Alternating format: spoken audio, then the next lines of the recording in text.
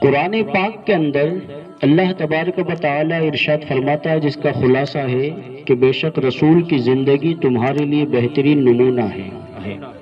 اب ہمارے رسول کی زندگی ہمارے لیے بہترین نمونہ ہے تو وہ کیسے ہے؟ ہماری زندگی میں، زندگی گزارنے کے لمحات میں، زندگی گزارنے کے ایام میں ہمارے آقا صلی اللہ تعالی علیہ وسلم کی زندگی ہمارے لیے کیسے رہنمائی کرتی ہے؟ ہم دیکھیں کہ اگر کسی شخص کے پاس بہت ساری نعمتیں موجود ہوں اور پھر بھی وہ دوسروں سے وہ چیزیں مانگتا رہے، جیسے مثال کے طور پہ کسی کے گھر میں نمک بھی موجود ہے، تیل بھی موجود ہے، دیگر کھانے کی عمدہ چیزیں موجود ہے، اور پھر بھی وہ پڑوسیوں سے جا کر کہے کہ صاحب مجھے نمک دے دو، مجھے نمک چاہیے۔ گھر میں تیل موجود ہے پھر بھی یہ کہے کہ مجھے تیل دے دو، مجھے تیل کی ضرورت ہے۔ گھر میں روشنی موجود ہے پھر بھی پڑوسیوں سے یا دوسرے لوگوں سے وہ روشنی طلب کرتا رہے، تو یقیناً ہر عقل مند انسان اس بات کو تسلیم کرے گا کہ بھائی کیسا شخص ہے، اس کے پاس نمک موجود ہے، مرچی موجود ہے، دیگر عمدہ قسم کی چیزیں موجود ہے، پھر بھی یہ دوسروں سے مانگ رہا ہے۔ ہمارے آقا کے تعلق سے ہمارے رب نے کیا فرمایا کہ تمہارے لیے رسول کی زندگی بہترین نمونہ ہے۔ اب دوسروں سے وہ طریقے لے جس کے پاس کوئی طریقہ نہ ہو، دوسروں سے وہ شریعت طلب کرے جس کے پاس کوئی شریعت نہ ہو۔ ہمارے آقا صلی اللہ علیہ وسلم کے فرمان کا خلاصہ ہے کہ جو جس قوم کی نقل کرے وہ اسی قوم میں سے ہے، یا یوں کہا جائے کہ جو دنیا میں جن لوگوں کی نقل کرے گا وہ قیامت کے دن انہی لوگوں کے ساتھ اٹھایا جائے گا۔ ہمارے آقا صلی اللہ تعالی علیہ وسلم کی جو حقیقت ہے اس کو رب کریم نے اپنی غیرت کے 70,000 پردوں میں ڈھانپ رکھا ہے۔ ہمارے آقا کا جو حسن و جمال ہے، آپ کا جو نور ہے، اگر حضور علیہ السلام اپنی اصل روپ میں دنیا میں بھیجے جاتے تو کسی آنکھ کے اندر اتنی طاقت نہ تھی کہ وہ حضور علیہ السلام کا دیدار کر پاتی، کیونکہ حضور کائے سے بنائے گئے؟ اللہ کریم کے نور سے۔ نور خدا حضور علیہ السلام کو کہا جاتا ہے، لیکن اللہ پاک نے اپنے نور محمد عربی صلی اللہ تعالی علیہ وسلم کو لباس بشریت میں دنیا کے اندر بھیجا، اور حضور علیہ الصلاۃ و تسلیم دنیا میں تشریف لائے تو آپ نے سجدہ کیا تاکہ لوگوں کو سجدہ کرنے کا طریقہ مل جائے۔ ہمارے آقا علیہ السلام بڑے ہوتے گئے ظاہری حیات کے ساتھ تو آپ چلتے رہے تاکہ لوگوں کو چلنے کا طریقہ پتہ چل جائے۔ ہمارے آقا علیہ السلام نے تجارت کی تاکہ لوگوں کو کاروبار کرنے کا طریقہ مل جائے۔ ہمارے آقا صلی اللہ تعالی علیہ وسلم نے لوگوں کو سلام کیا تاکہ لوگوں کو سلام کرنے کا طریقہ مل جائے۔ ہمارے آقا صلی اللہ تعالی علیہ وسلم نے کھانا کھایا تاکہ لوگوں کو کھانا کھانے کا طریقہ مل جائے۔ ہمارے آقا صلی اللہ علیہ وسلم نے لوگوں سے بات کی، لوگوں سے کلام فرمایا تاکہ لوگوں کو بات چیت کرنے کا طریقہ مل جائے۔ ہمارے آقا صلی اللہ تعالی علیہ وسلم نے اسی طرح نکاح کیا تاکہ لوگوں کو نکاح کرنے کا طریقہ مل جائے۔ ہمارے آقا صلی اللہ تعالی علیہ وسلم نے صرف نکاح کیا ہی نہیں، نکاح کی ترغیب ہی نہیں دلوائی، بلکہ یہاں تک ارشاد فرمایا النکاح من سنتی فمن رغب عن سنتی فلیس منی۔ ہمارے آقا علیہ السلام فرماتے ہیں جس کا خلاصہ ہے کہ لوگوں، نکاح کرنا میری سنت ہے، اور جو میری سنت سے انکار کرے وہ ہم میں سے نہیں۔ ہمارے آقا نے نکاح کیا، نکاح کی ترغیب دلائی اور نکاح کا طریقہ بیان کیا، مگر آج ہمارے معاشرے کے اندر نکاح ہوتے ہیں، شادی ہوتی ہے، سارے کام ہوتے ہیں، مگر اس خداوند قدوس کے فرمان کو چھوڑ کر میرا رب فرماتا ہے نا لقد کان لکم فی رسول اللہ اسوۃ حسنہ، کہ لوگوں اس رسول کی زندگی تمہارے لیے بہترین نمونہ ہے۔ جب ہمارے یہاں پر شادی کا موقع آیا ہم نے ڈی جے بھی لگائے، اسٹیج بھی سجایا، ناچ گانوں کا اہتمام بھی کیا، لوگ نعوذ باللہ من ذالک مصطفیٰ کریم کی ایک سنت ادا کرنے کی آڑ میں ہزاروں گناہوں کا ارتکاب کر جاتے ہیں۔ ارے مسلمانوں کی شادی شادیوں کے اندر ڈیجوں پر ناچتی ہماری بہن بیٹیاں کس کو نظر نہیں آتی؟ مسلمانوں کے یہاں پر شادی کے نام پر شراب کی بوتلیں کھلتی کس کو نظر نہیں آتی؟ مسلمانوں کے یہاں شادی کے نام پر تاش کے پتے بکھرتے ہوئے کس کو نظر نہیں آتے؟ ارے وہ سنت جس کو ادا کرنے سے ایمان مضبوط ہوتا ہو، وہ سنت جس کو ادا کرنے سے بدنگاہی سے بچنے کی توفیق ملتی ہو، وہ سنت جس کو ادا کرنے سے امت محمدیہ میں اضافے کا سبب بنتا ہو، وہ ایک سنت مسلمانوں کے یہاں لا علمی کی بنیاد پر ہزاروں گناہوں کے اندر گھر چکی ہے۔ یہاں تک کہ حالات اتنے بگڑ گئے کہ گھر کے اندر شادی کا موقع ہے، بہن بھی موجود ہے، بھائی بھی موجود ہے، باپ بھی موجود ہے، جیجا و داماد اور سسر اور جیٹھ سب موجود ہے، اور سب کی آنکھوں کے سامنے ایک بھائی کی بہن ناچ رہی ہے، ایک شوہر کی بیوی ناچ رہی ہے، ایک ماں کی بیٹی ناچ رہی ہے، اور سارے گھر کے لوگ یہاں تک کہ غیر محرم بھائی کے دوست، سسر کے دوست اور باپ کے یار دوست سب موجود، اور گھر کی بہن، گھر کی بیٹی، گھر کی بہو، گھر کی ماں لوگوں کے بیچ ناچتی نظر آتی ہے۔ علامہ اقبال نے لوگوں کو جھنجھوڑتے ہوئے کہا تھا کہ بنت حوا کو نچاتے ہیں سرے عام محفل میں۔ بنت حوا یعنی حوا کی بیٹی، حضرت آدم علیہ السلام کی بیوی کا نام ہے حضرت حوا، اور ان کی بیٹی کو کہا جاتا ہے بنت حوا، تو کہتے ہیں کہ بنت حوا کو نچاتے ہیں سر عام محفل میں۔ کتنے ظالم ہیں لوگ کہ رسم وفا یاد نہیں، ارے اپنی ذلت کا سبب یہی ہے شاید، سب کچھ ہے یاد پر خدا یاد نہیں۔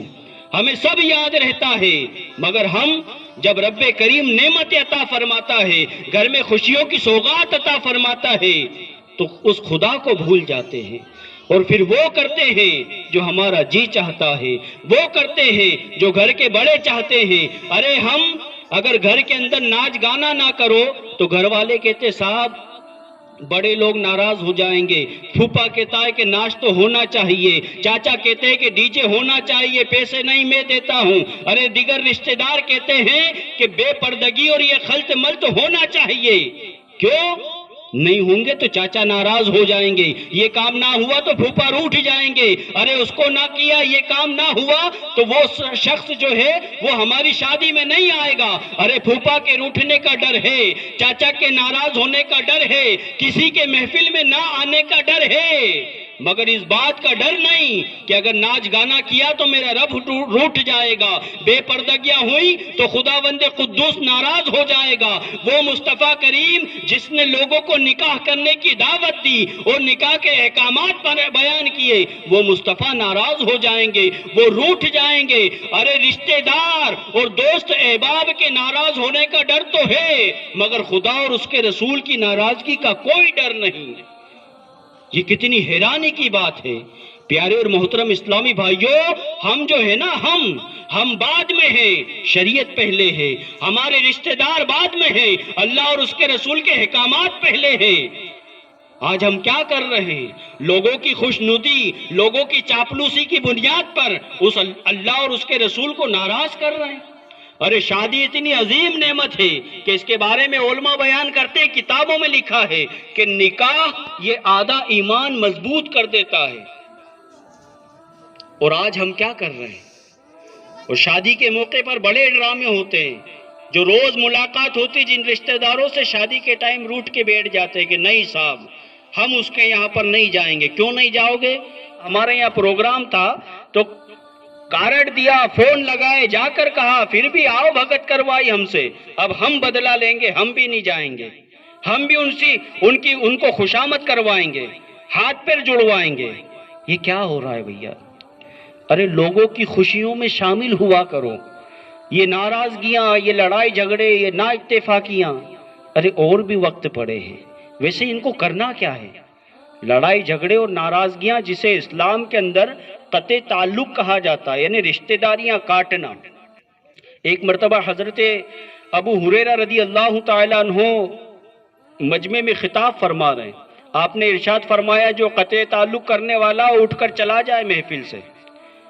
ایک شخص اٹھا اور اپنے گھر گیا، اپنی پھوپھی کے گھر گیا، اور پھوپھی سے اس کی کافی ٹائم سے ناراضگی چل رہی تھی، بات چیت بند تھی، گیا اور جا کر اپنی پھوپھی سے صلح کر لی، معافی تلافی کی، انہوں نے بھی معاف کر دیا اور دونوں جو ہے یہ راضی خوشی ہو گئے۔ پھوپھی نے کہا کہ تم جاؤ اور حضرت ابو ہریرہ سے پوچھنا کہ آخر انہوں نے یہ کیوں کہا کہ جو رشتہ داری کاٹنے والا ہو وہ اس محفل سے اٹھ کے چلا جائے۔ وہ شخص آیا اور عرض کی کہ اے صحابی رسول، حضرت ابو ہریرہ رضی اللہ تعالیٰ عنہ، پھوپھی جان پوچھتی ہے کہ آخر آپ نے ایسا کیوں کہا کہ جو رشتہ داری کاٹنے والا ہو وہ یہاں سے اٹھ کر چلا جائے؟ تو وہ کہتے ہیں کہ میں رسول پاک صلی اللہ علیہ وسلم کا یہ فرمان جانتا ہوں کہ حضور علیہ السلام نے ایک مرتبہ ارشاد فرمایا کہ جس قوم کے اندر رشتہ داری کاٹنے والا موجود ہو، اللہ کریم اس قوم کی طرف نظر رحمت نہیں فرماتا۔ ایک گھر کے اندر نہیں، پریوار کے اندر نہیں، پوری قوم کی طرف نظر رحمت نہیں کی جاتی۔ ارے جب وہ رب نظر رحمت پھیر لے تو کون ہے جو وہاں پر ان پر خوشحالی اتارے، رحمتوں کی برسات کرے؟ یہ کورونا کا جو رونا لے کر بیٹھے ہیں، کہیں یہ ہماری بدعمالیوں کی بنیاد تو نہیں؟ کہ قرآن میں ہمارا رب فرماتا ہے جس کا مفہوم ہے کہ تمہیں جو مصیبت پہنچی وہ اس سبب سے ہے جو تمہارے ہاتھوں نے کمایا، اور بہت کچھ تو ہمارا رب معاف فرما دیتا ہے۔ ہم کیا کیا گل کھلاتے ہیں، ارے ہم نمازیں قضا کرتے ہیں، ہم جھوٹ بولتے ہیں، ہم غیبتیں کرتے ہیں، ہم دوسرے مسلمانوں پر الزام تراشیاں کرتے ہیں، ہم بدنگاہی کر جائے، ہم غیبت و چغلی کا گناہ اپنے سر پر لیے گھومتے ہیں۔ ارے ہزاروں کروڑوں گناہوں کا طوفان ہم کھڑا کرتے ہیں، اور ان گناہوں اور مصیبتوں کی بنیاد پر ہم پر پریشانی آتی ہے۔ کسی مسلمان پر پریشانی آ جائے، دکھوں اور غموں سے دوچار ہو جائے تو کہتا ہے صاحب نہ جانے کون سا گناہ ہو گیا کہ مجھ پر یہ مصیبت آتی ہے، یہ پریشانی آتی ہے۔ ارے ہونا تو یہ چاہیے کہ بندہ یہ کہے کہ وہ کون سا گناہ ہے جو مجھ سے نہیں ہوتا۔ یہ تو میرے رب کی کرم نوازی ہے کہ ہزاروں کروڑوں گناہوں کا ارتکاب کرنے کے بعد بھی وہ بہت کچھ معاف فرما دیتا ہے۔ یہ ہمارے رب کی کرم نوازی ہے۔ پیارے اور محترم اسلامی بھائیوں، ہم کسی غلط فہمی میں نہ جیے۔ ارے کئی لوگ آئے، دنیا میں رہے اور زمین کے اندر چلے گئے۔ ہمارا بھی یہی ہونا ہے۔ آج ہم زمین کے اوپر ہے، کل ہم زمین کے اندر ہوں گے۔ آج ہم جناب ہے تو کل مرحوم ہوں گے۔ جس طرح مسجد کے میناروں سے کسی شخص کے انتقال کے اعلانات ہوتے ہیں، ایک وقت آئے گا کہ ہمارے نام کا بھی اعلان ہوگا۔ جس طرح ہم لوگوں کے جنازوں کو اپنے کاندھوں پر لے قبرستان جاتے ہیں، اسی طرح ایک وقت آئے گا لوگ ہمیں بھی لے کر جائیں گے۔ جنازہ آگے آگے کہہ رہا ہے، اے جہاں والو میرے پیچھے چلے آؤ، تمہارا رہنما میں ہوں۔ الغرض کہنے کا مقصد یہ ہے کہ بندہ اپنے اعمال پر غور کرے کہ میں کتنا پانی میں ہوں۔ آج مصیبت تو یہ ہوتی چلی جا رہی ہے کہ ہمیں ہمارے اندر کوئی برائی نظر ہی نہیں آتی، اور یہ اتنی خطرے کی بات ہے کہ جس کا کوئی جواب نہیں۔ وہ کسی نے کہا نا کہ یہی بھول غالب ہر بار کرتے رہے، دھول چہرے پہ تھی اور آئینہ صاف کرتے رہے۔ ہمارے اندر خود برائی ہے اور ہم دوسروں کے اندر برائیاں نکالتے ہیں کہ نہیں صاحب وہ شخص اس نے ایسا کیا، ہم بھی ایسا کریں گے۔ ارے کتابوں کے اندر لکھا ہوا ہے کہ جو حق پر ہوتے ہوئے بھی جھگڑا چھوڑ دے، اللہ کریم اسے معاف فرما دیتا ہے، اس کی بخشش فرما دیتا ہے۔ بے شمار روایتیں ہیں معاف کرنے کے فضائل پر، مگر شادی بیاہ کے موقع پر جب کسی کے گھر خوشی کا موقع آ جائے تو دیگر لوگ ناٹک بازی کرتے ہیں، ڈرامے کرتے ہیں۔ وہ کیوں نہ کرے بھائی؟ یہ بالیکا ودو اور گھر گھر کی کہانی، اس میں یہی تو ڈرامے سکھائے جا رہے ہیں۔ بیچاروں کو مدنی چینل دیکھنے کی توفیق ملتی نہیں تاکہ ان کو کچھ حق و صداقت کی باتیں پتہ چلے، شوہر کے حقوق کیا ہوتے ہیں، بیوی کے حقوق کیا ہوتے ہیں، ساس بہوؤں کے بیچ کیسے مسائل ہوتے ہیں۔ ارے یہ اسلام سکھاتا ہے۔ یہ بالیکا ودو اور گھر گھر کی کہانی، یہ اس سے کچھ نہیں سیکھنے کو ملتا۔ اگر اس سے سیکھنے کو ملتا ہے تو یہ کہ اپنی بیٹی کو ننگا کیسے کرنا ہے، اپنی بیٹی کو دوسرے کے جال میں کیسے پھنسانا ہے، گھر کے اندر تباہی کیسے لانی ہے، ان ڈراموں کے اندر یہ بتایا جاتا ہے۔ اور آج ہمارے گھر کے اندر اتنی برائیاں بھر گئی کہ ٹی وی کے ذریعے بھجن بجائے جا رہے ہیں، ٹی وی کے اندر ننگے ناچ ہمارے گھروں کے اندر، دعوت اسلامی والے چیخ چیخ کر کہہ رہے ہیں کہ بھائی اپنے گھروں کے اندر مدنی چینل چلاؤ تاکہ تلاوت قرآن ہو، تاکہ نعت مصطفیٰ ہو، تاکہ غوث پاک اور خواجہ خواجگان کا ذکر سنے، تاکہ صحابہ اور اہل بیت کی سیرت ہمیں پتہ چلے۔ مگر نہیں، چینل وہی چلانا ہے جس میں بھجن بج رہے ہو، چینل وہی چلانا ہے جس میں ناچ گانے چل رہے ہو، چینل وہی چلانا ہے جس کے اندر بے پردگیاں ہو رہی ہو۔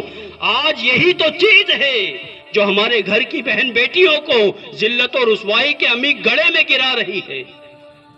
ایک باپ بیٹھا ہے گھر میں ٹی وی پر ننگا ناچ چل رہا ہے، سب دیکھ رہے ہیں، نہ شرم نبی نہ خوف خدا، یہ بھی نہیں وہ بھی نہیں۔ ارے رزق خدا کھایا کیا، فرمان حق ٹالا کیا، شرم نبی خوف خدا یہ بھی نہیں وہ بھی نہیں۔ آج ہمارے حالات بگڑ رہے ہیں۔ آپ سوچ رہے ہوں گے شادی کے موقع پر یہ کیا کلام ہو رہا ہے؟ یہ وہی کلام ہو رہا ہے جو اسلام ہم سے چاہتا ہے۔ اپنے بھی خفا مجھ سے ہے، بیگانے بھی ناخوش، میں زہر حلاحل کو کبھی کہہ نہ سکا کن، اور بات وہی کرتا ہوں سمجھتا ہوں جسے حق، میں ابلہ تہذیب ہوں، میں دین کا فرزند۔ ارے اگر ممبر رسول سے انقلاب کی باتیں نہ کی جائے، ممبر رسول سے قرآن و حدیث کا پیغام نہ دیا جائے تو کیا چاپلوسی کی جائے؟ سود خوروں کے سامنے سود خوروں کی تعریف ہو، جواریوں کے سامنے جواریوں کی تعریف ہو، شرابیوں کے سامنے شرابیوں کی تعریف ہو؟ نہ، قرآن حق کو حق کہتا ہے، صداقت کو صداقت کہتا ہے، اور باطل کو باطل کہتا ہے، اور جھوٹ کو جھوٹ کہتا ہے۔ یہ قرآن و حدیث کا پیغام ہے کہ صحیح کو صحیح اور غلط کو غلط کہا جائے۔ اور ہم سب سمجھدار لوگ ہیں یار۔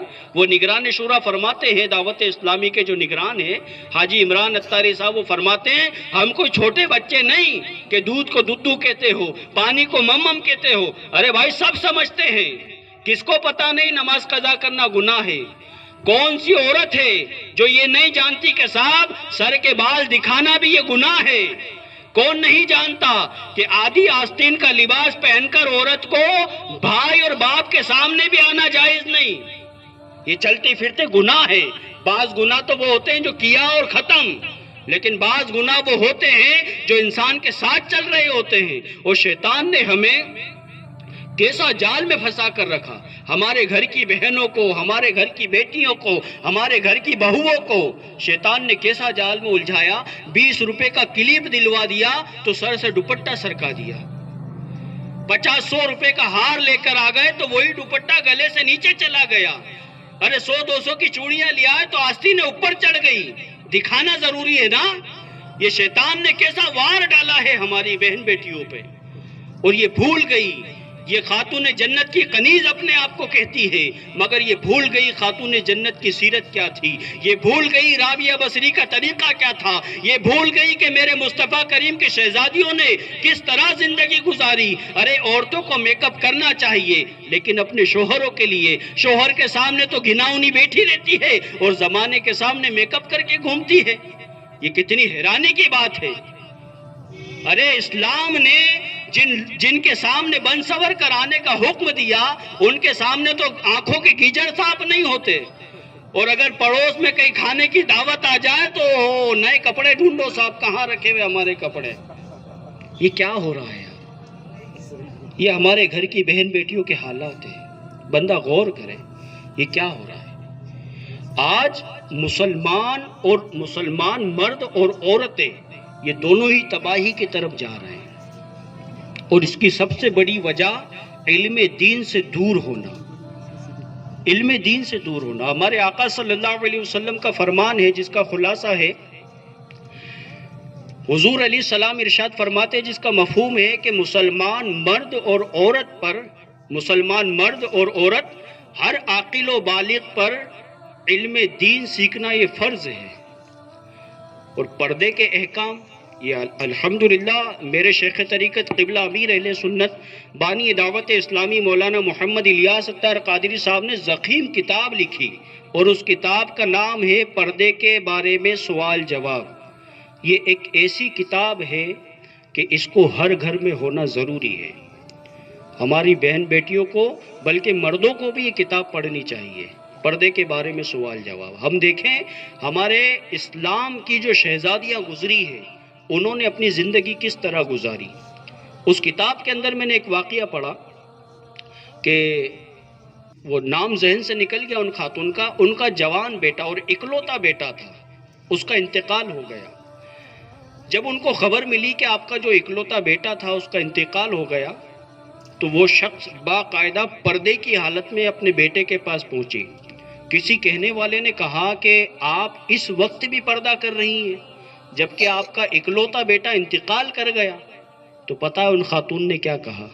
یہاں پر جتنی بھی اسلامی بہنیں میری بات سن رہی ہیں، آپ کا بھائی آپ سے کلام کر رہا ہے، اور جتنے بھی یہاں پر مرد حضرات جو اپنے آپ کو مرد سمجھتے ہیں، وہ یہ سوچیں کہ آپ کا بھائی آپ سے بات کر رہا ہے کہ اس خاتون نے جو جملہ کہا وہ یقیناً دل پر چوٹ کرنے والا۔ جب کہا نا کہ آپ کا بیٹا انتقال کر گیا اور آپ اس کے آخری دیدار کے وقت بھی پردے کی حالت میں آئی، تو وہ کہتی ہے کہ میں نے بیٹا کھویا ہے، حیا نہیں کھوئی۔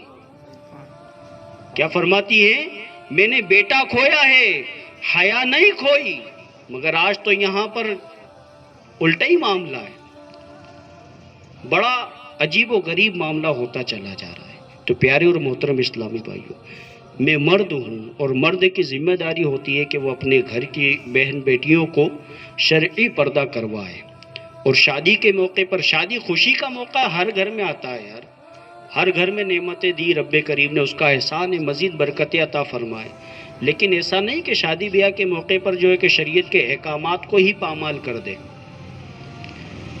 اگر اسلامی بھائی اپنے چہروں پر داڑھی سجا لے، اسلامی بہنیں اپنے آپ پر شرعی پردہ نافذ کر لیں، ابھی تو پردے کے نام پر بے پردگیاں ہو رہی ہے، پردے کے نام پر، برقعے کے نام پر بے پردگیاں معاشرے میں بالکل عام ہے۔ یہ جو سترنگی جو برقعے چل رہے ہیں، یہ برقعے نہیں ہیں، یہ بے حیائی کے لباس ہے۔ یہ تو ایسے برقعے چل گئے کہ اندر بھلے پھٹے ٹوٹے پہن کے گھوم رہی ہے، لیکن اوپر تو بالکل لال کلر کا، میرون کلر کا، پھولا کلر کا۔ یہ بڑا عجیب و غریب معاملہ ہے۔ برقع کسے کا؟ اچھا، اسلام کے اندر جو ہے نا، برقعے کا کہیں تذکرہ نہیں ہے۔ آپ کسی بھی حدیث کی کتاب کو لے لو، کسی بھی بزرگ کی کتاب کو لے لو، برقعے کا کہیں تذکرہ نہیں ہے۔ اسلام کے اندر تذکرہ ہے پردے کا۔ اسلام برقعے کا نہیں حکم دیتا، اسلام پردے کا حکم دیتا ہے۔ اور علماء بیان کرتے ہیں کہ برقع پردہ کرنے کے لیے ایک بہترین ذریعہ ہے، لیکن وہ کیسا برقع؟ لوگ تو برقع کہتے بھی کیا اس کو؟ برکھا۔ وہ برکھا نہیں ہوتا ہے، وہ ہوتا ہے برقع۔ صحیح لفظ ہے برقع۔ اور برقع ایسا ہونا چاہیے جیسے دعوت اسلامی کے جو مبلغین ہیں، ان کے گھروں میں جو بہن بیٹیاں ہوتی ہیں وہ الحمدللہ پہن کر گھومتی۔ علماء نے بیان کیا کہ برقع اسے کہتے ہیں کہ جس کو پہننے کے بعد پتہ نہ چلے کہ اس کے اندر جوان عورت ہے یا بوڑھی عورت۔ یہاں تو 80 سال کی بھی ایسے برقعے پہن کے گھوم رہی ہے کہ دیکھنے والے کو جوان نظر آتی ہے۔ الٹا معاملہ ہو گیا ہے۔ یہ ہنسنے کا نہیں، رونے کا مقام ہے۔ یہ دل کا درد ہے جو آپ کا بھائی آپ کے سامنے بیان کر رہا ہے۔ تو خدا را اپنے آپ کو شریعت کا پابند بنائے، طبیعت کا نہیں۔ ارے طبیعت تو زمین کے اوپر ہے اور شریعت زمین کے اندر بھی کام آئے گی۔ اور ہم یہ جو فلمی ڈراموں کے اندر جو دیکھ بھال کر کے نا، یہ جو نئے وہ ادا کر رہے ہیں نا کہ فلاں شخص نے یوں بال کٹائے تو میں بھی ایسے کٹاؤں گا، فلاں نے یوں مونچھیں رکھی تو میں بھی یوں مونچھیں رکھوں گا۔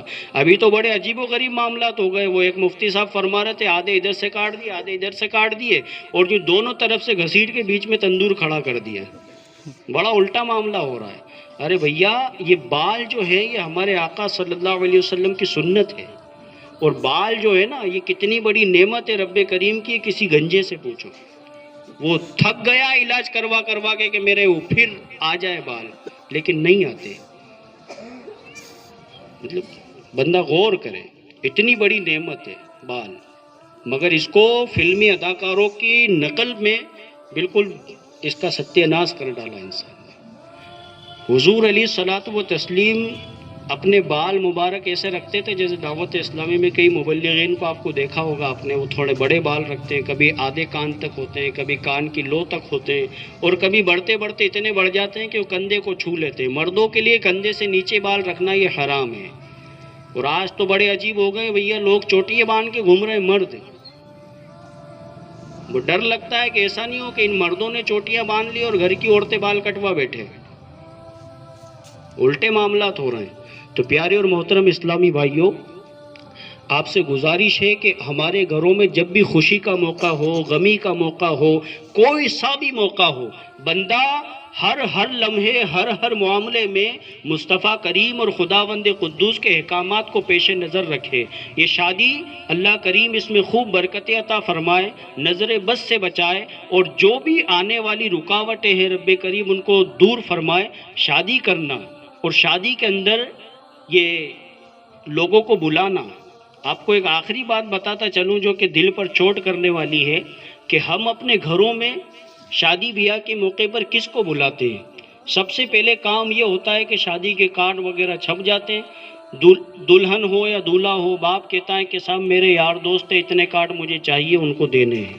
دلہن کی ماں کہتی ہے کہ صاحب ہماری بھی سہیلیاں اور دیرانی جیٹھانی ہیں، ان کو بھی شادی کے کارڈ پہنچانے ہیں۔ بھائی کہتا ہے کہ میرے بھی یار دوست ہیں، ان کو بھی کارڈ وغیرہ دینے ہیں۔ کارڈ لیے ماں چلی اپنی دیرانی نند کے پاس کہ میرے بیٹے کی شادی ہے، آپ ضرور آنا۔ باپ چلا میرے بیٹے کی شادی ہے، آپ ضرور آنا۔ بھائی چلا بھائی میرے بھائی بہن کی شادی ہے، آپ ضرور آنا۔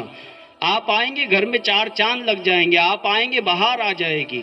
بندہ ان لوگوں کو اپنے یہاں پر بلاتا ہے جن لوگوں سے اپنا دلی تعلق ہوتا ہے یا لین دین کا کچھ تعلق ہوتا ہے، انہی لوگوں کو بلاتے۔ بھائی جس کو کبھی دیکھا نہیں، کبھی پالا پڑا نہیں، کبھی ملے نہیں، آنا جانا ہوا نہیں، اس کو تو نہیں بلاتے۔ ریلوے اسٹیشن یا بس اسٹینڈ پہ تو کھڑا نہیں ہوتا کہ بھائی لو ہمارے یہاں شادی ہے، آپ بھی آنا۔ ہر آتے جاتے کو بولے کہ بھائی آپ بھی آنا، ایسا نہیں ہوتا نا۔ بندہ اسی کو بلاتا ہے جس سے اس کے تعلقات ہوتے ہیں، جس سے اس کا ویوہار ہوتا ہے۔ اب میں غور کروں، آپ غور کریں کہ ہمارے یہاں پر شادی کا موقع آیا تو ہم نے ان لوگوں کو بلایا جن لوگوں کے یہاں پر، جن لوگوں سے ہمارے تعلقات تھے، ہمارے ٹرم سے ہمارے لین دین تھے۔ تو جن لوگوں نے اپنی شادیوں میں جواری کو بلایا گویا ان کا جواریوں سے تعلق تھا، جن لوگوں نے شرابیوں کو بلایا گویا ان کا شرابیوں سے تعلق تھا، جن لوگوں نے اپنے یہاں پر شادی کے موقع پر ڈی جے لگا کر ناچنے والیوں کو بلایا تاکہ ان کا یہ پتہ چل جائے کہ ان کا ناچنے والیوں سے تعلق ہے، اور جن لوگوں کا مصطفیٰ کریم سے تعلق ہوتا ہے وہ اس طرح کی محفل سجا کر یہ بتاتے ہیں کہ یا رسول اللہ آپ میری جان ہے بلکہ میرا ایمان ہے، نہ میرے ایمان کی بھی جان ہے۔ میرے آقا جن لوگوں سے دلی تعلق تھا، جن لوگوں سے لین دین کے معاملات تھے، ان سب کو شادی کا کارڈ دیا اور بلا لیا۔ میرے آقا آپ تو میری جان ہے، میرے ایمان کی بھی جان ہے، آپ کو کارڈ کیسے دیتا؟ آپ کو بلانا تھا، آپ کے نام کی محفل سجا دی، آپ آ جائیں تو کرم نوازی، میرا نہیں میری آل کا بیڑا پار ہو جائے گا۔ اور آقا اگر مدینے سے نظر کرم فرما دو تاکہ سارے معاملات آسان ہو جائے۔ اور یا رسول اللہ سنا ہے آپ ہر عاشق کے گھر تشریف لاتے ہیں، میرے آقا میرے گھر میں بھی ہو جائے چراغا یا رسول اللہ۔ تو جن لوگوں کا نچنیوں سے، شرابیوں سے، جواریوں سے تعلق تھا انہوں نے ان کو بلایا، اور جن لوگوں کا مصطفیٰ سے تعلق تھا مصطفیٰ کے غلاموں کو نعت پڑھنے کے لیے بلا لیا اور محفل سجا کر یہ پیغام دے دیا کہ ناچنے والوں کو ناچنے والے مبارک ہو، شرابیوں کو شرابی مبارک ہو، جواریوں کو جواری مبارک ہو۔ ارے مصطفیٰ کے غلاموں کو مصطفیٰ کا ذکر، مصطفیٰ کی محفل اور مصطفیٰ کا یہ کلام مبارک ہو کہ یا رسول اللہ سنا ہے آپ ہر عاشق کے گھر تشریف لاتے ہیں، میرے گھر میں بھی ہو جائے چراغا یا رسول اللہ۔ پیارے اور محترم اسلامی بھائیوں، جب بھی اپنے یہاں پر شادی کا موقع آئے اللہ اور اس کے رسول کا ذکر کرواؤ، احکام شرعہ بیان کرواؤ۔ خداوند قدوس جب راضی ہو جائے گا تو انشاءاللہ شادی کے بعد کے سارے معاملات خوشحال نظر آئیں گے۔ آج ہم دیکھتے توڑ پھوڑ کتنی ہوتی شادی بیاہ کے بعد۔ اللہ اکبر، اللہ کریم اس شادی کو نظر بد سے بچائے اور استقامت کے ساتھ پایہ تکمیل تک پہنچائے۔ آج برے اعمال اور برے حرکتوں کی بنیاد پر 2-4 مہینے بعد پتہ نہیں کیا ہو جاتا ہے، امام صاحب کے پاس چلے جاتے ہیں، حضرت تعویذ بنا دو، بہو آئی تھی پتہ نہیں کیوں روٹ کے بیٹھ گئی، کسی نے کچھ کروا دیا، بیٹی کا من نہیں لگتا، یہ ہو گیا وہ ہو گیا۔